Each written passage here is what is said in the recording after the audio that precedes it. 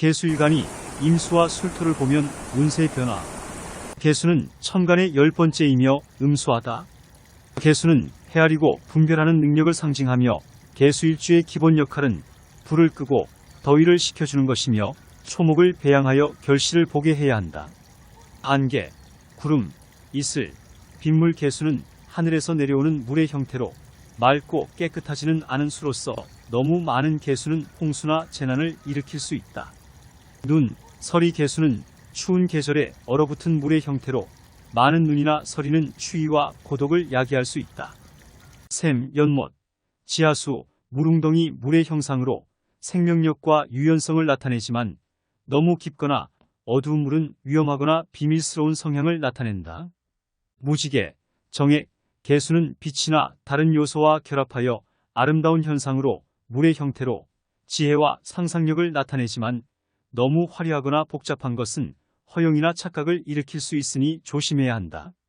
먹물, 피. 개수는 색깔이 있는 물의 형태로 지식이나 문화를 나타낸다. 하지만 너무 어둡거나 흐린 것은 부정적인 감정이나 상처를 야기할 수 있다.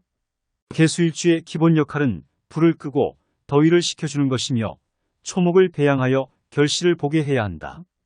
임술월에 개수일간은 임수를 만나면 개수는 하늘에서 내려오는 비나 눈과 같은 생명의 저출인물을 의미한다. 임수는 강이나 바다와 같은 넓고 깊은 물을 의미한다.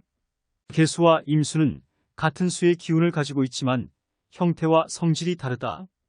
개수는 임수보다 더 유연하고 적응력이 있으며 임수는 개수보다 더 강하고 힘이 있다. 운에서 겁재인 임수가 들어오면 개수일간에게는 동료, 형제, 동업자와 같은 관계를 나타낸다. 겁재는 일간과 같은 기운이지만 다른 성별이라서 서로에게 도움과 인덕을 주거나 재물과 성과를 분배하거나 경쟁하는 역할을 한다. 겁재는 일간의 주체성과 독립성을 강화시키기도 하지만 고독성과 분쟁성을 유발하기도 한다. 물상적으로 보면 개수는 하늘에서 내려오는 비나 눈과 같은 물이 임수, 강이나 바다와 같은 물을 만날 때 비나 눈은 강이나 바다에 흡수되거나 흩어지게 되므로 개수일간의 정체성이 흔들리거나 희석되는 상황이 발생할 수 있다. 반대로 강이나 바다는 비나 눈을 받아들여서 부피가 커지거나 풍부해지므로 임수의 영향력이 증가하거나 활동 범위가 넓어지는 상황이 발생할 수 있다. 따라서 운에서 겁재인 임수가 들어오면 개수일간은 자신의 정체성과 가치를 잃지 않도록 주의해야 한다. 특히 이 시기에 군겁쟁제는 비견과 겁재가 재성을 놓고 다투는 현상을 말한다. 겁재는 자신과 다른 기운으로 자신의 재성을 공격하려고 한다. 군겁은 비견과 겁재가 여러 개 모여 있는 것을 의미하며 쟁제는 서로 재성을 다툰다는 뜻이다. 예를 들어 개수일간의 재성은 정제인 병화 사화와 편제인 정화 오화이다. 만약 사주에 비겁이 택과 운 포함 3개 이상 하면 이들이 개수와 재성을 놓고 다툼을 벌이게 된다. 이때 개수일간은 자신의 재성을 지키기 위해 싸워야 하므로 이 시기에 재물이 남아날 날이 없게 된다. 또한 형제나 동료와의 관계도 좋지 않게 되어 협력이 어려울 수 있다. 따라서 군겁쟁제는 재물운이 좋지 않은 상태를 나타내며 이를 피하기 위해서는 비견과 겁재를 제한하거나 조화시키는 방법을 찾아야 한다. 예를 들어 식신이나 관성과 같은 용신을 활용하거나 이러한 이벤트가 발생할 때 중재자나 타협점을 찾는 것이 좋다. 개수일간이 신금을 만나면 신금은 재련 과정을 거쳐 완성된 보석이나 장신구와 같이 아름답고 귀중한 것을 상징한다. 신금은 자신의 존재와 가치를 인정받고 독립적이고 완벽하게 살고 싶어 한다. 그러나 개수일간은 빗물이나 안개와 같이 흐리고 흩어지는 것을 상징한다. 왜냐하면 추절기, 수월의 개수일간은 신금의 존재와 가치를 흐리게 하고 신금의 독립성과 완벽성을 침해하면서 갈등과 마찰을 일으킨다. 따라서 개수일간이 신금을 보면 신금은 개수일간에게 의심과 불신을 갖게 된다. 신금은 개수일간에게 간섭받는 것을 꺼리고 자신의 공간과 자유를 지키려고 한다.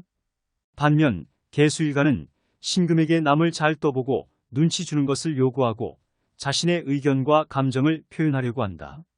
이런 차이로 인해 개수일간과 신금은 서로에게 신뢰를 주지 못하고 불화나 다툼이 잦아진다. 또한 개수일간이 신금을 보면 개수일간의 분별력과 판단력도 약해진다. 개수일간은 물처럼 융통성 있고 적응력 있는 성격이지만 너무 흔들리기 쉽고 주변에 영향받기 쉽다.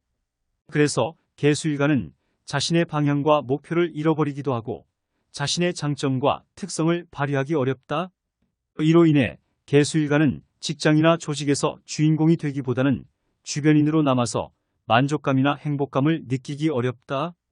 편인운이 불리하면 편인은 일간의 성장과 발전을 도와주는 기운이지만 오히려 개수일간의 능력을 저해하거나 고민을 유발할 수 있다.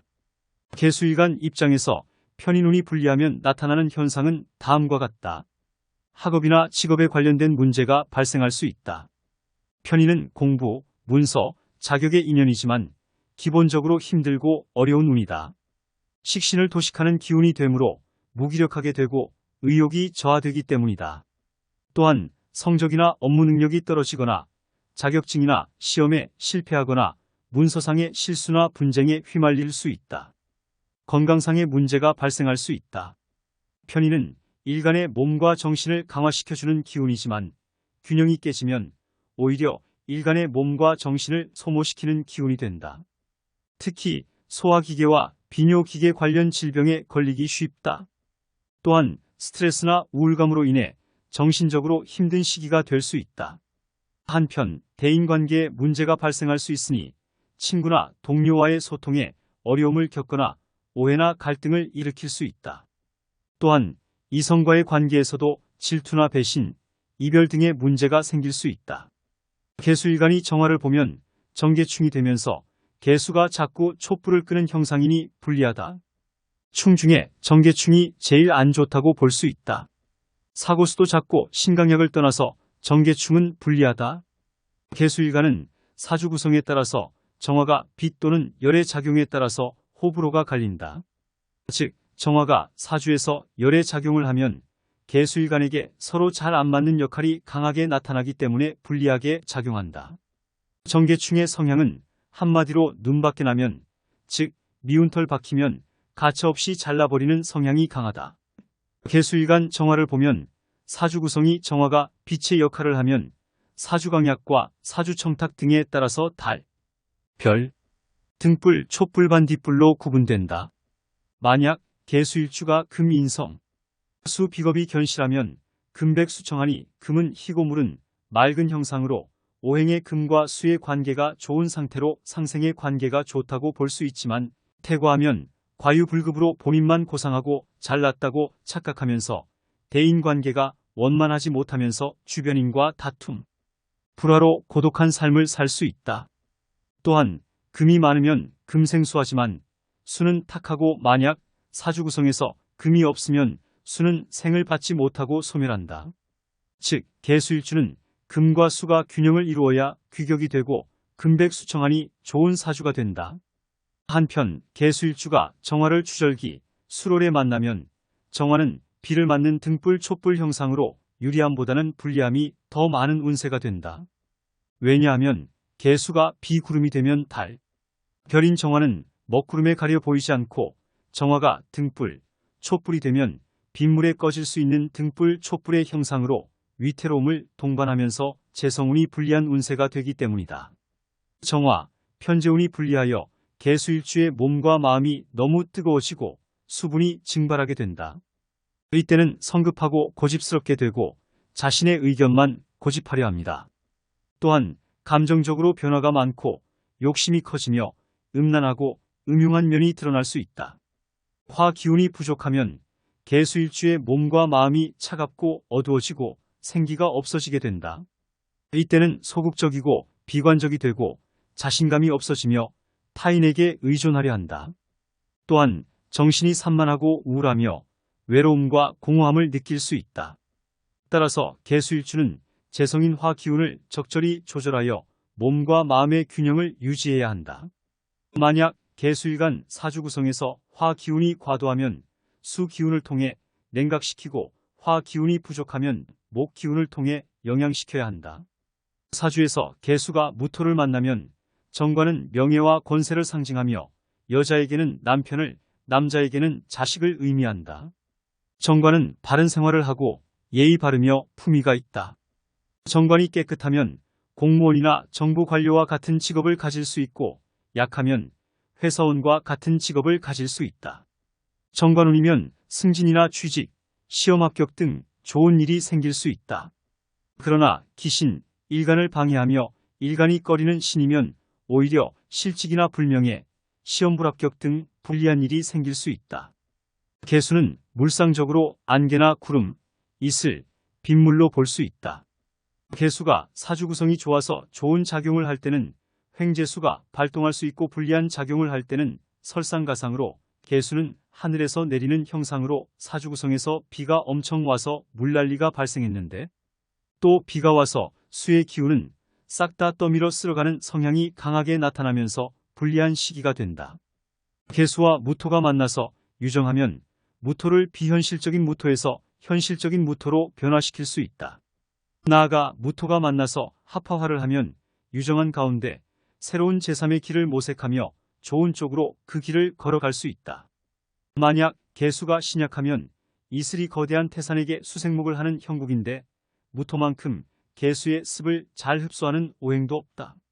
신약하여 금생수가 잘 안되면서 매사 답답한 일이 자꾸 안 풀려서 죽은 듯이 살아가는데 무토를 만나 무기합이 되면서 물상적으로 안개, 구름, 비, 이슬, 눈 등 일간의 성향이 자꾸 바뀌면서 변동이 많은 변화무쌍한 시기가 된다.